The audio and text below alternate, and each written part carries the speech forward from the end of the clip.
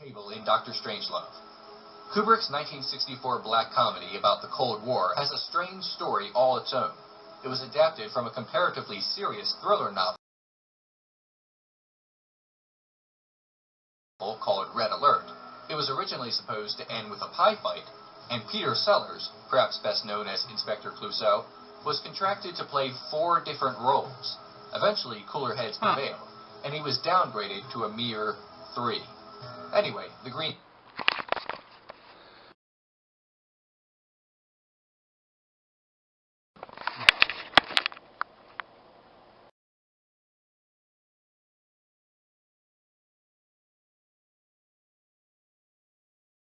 Stanley Kubrick had a dark sense of humor, and he wanted the table in the American government's war room to be green on top. Yeah, look, it's number 2. Perfectly.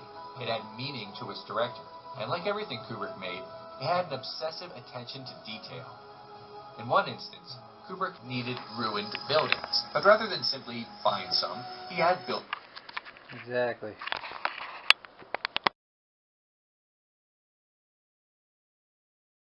repeatedly injuring Malcolm McDowell in A Clockwork Orange.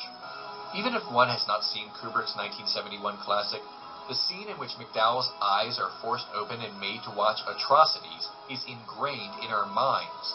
Everyone has seen that clip. It's part of movie history. I remember. And why The Shining is so beloved.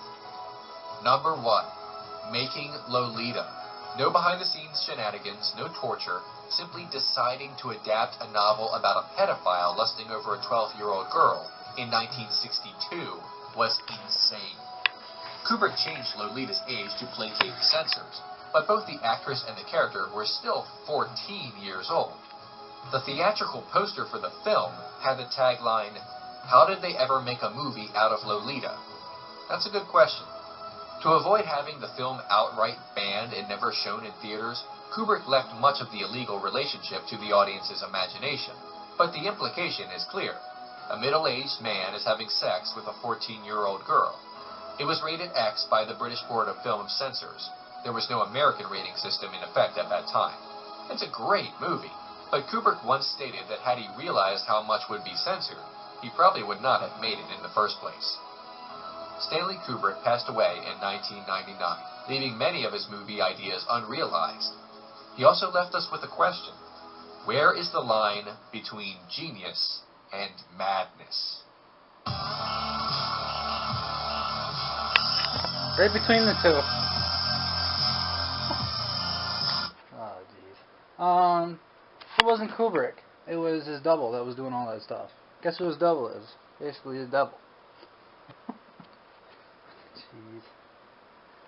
One and the same, man. There's 9 of them or something like that? And the 9th one is the, jeez, I don't even know. Maybe there's just one. It's hard to say.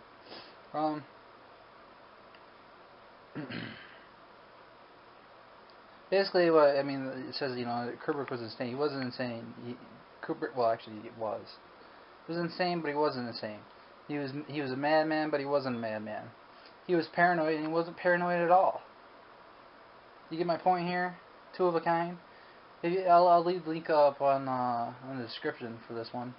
But basically, any kind of information as far as truth goes, like what Kubrick was trying to do is push this stuff out there. His double, basically Satan or whatever, went and mucked it all up a million times over.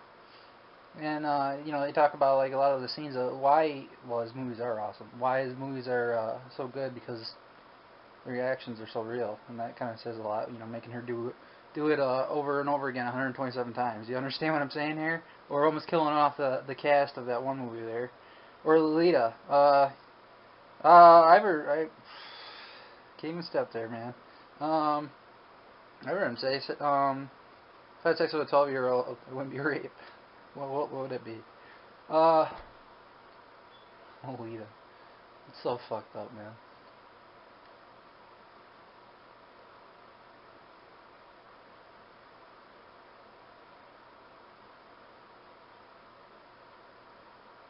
So at the same time that I'm pushing all this truth, my doubles were nearby, torturing people, which is, in respect, is the same guy as Kubrick, same guy as my dad, same guy as Malgorani.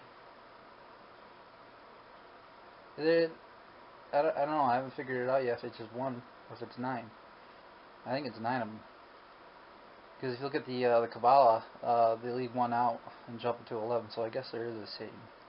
Satan would be 11. Got cast down with 1/3 of the angels. That means what?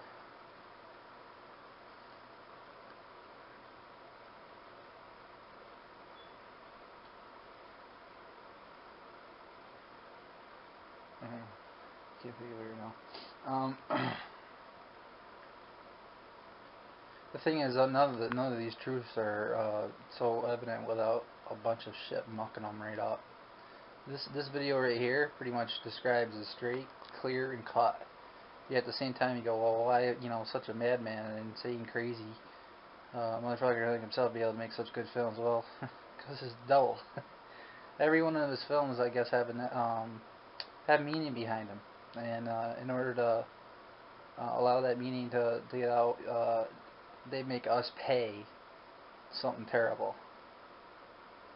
Like he likes to push me and push me and push me and push me, and then push me even farther. I remember even talking to one of them when I was in the hospital. He literally said to me, he goes, "I like to drag a person down as far as I can, and then drag me even farther."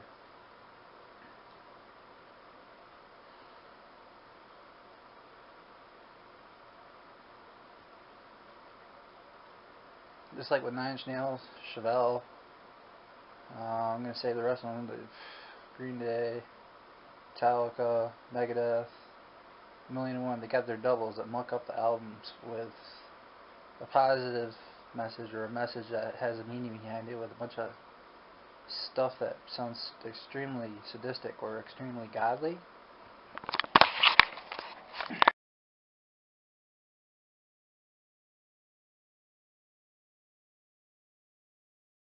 There was something even more bizarre than the green table. In addition to the aforementioned Peter Sellers, Dr. Strangelove also starred George C. Scott. Kubrick tricked Scott into playing the role of General Turgidson more comically than Scott wanted. Again, Kubrick got what he wanted out of his actors. He talked Scott into doing wacky practice takes as a way to loosen up for the real takes. Kubrick insisted nobody would ever see the footage, but instead, he used these takes in the final film. Number 3. Almost murdering the cast of Fear and Desire. This was Kubrick's first film. It is also considered his worst, even by the director himself, who later disowned it. The production had terrible budget constrictions. It was made for only $50,000. Even in 1953, this was not much for a motion picture. As a cost-saving measure, Kubrick used a crop sprayer to create fog, but he nearly murdered the cast because it still contained poisonous insecticide.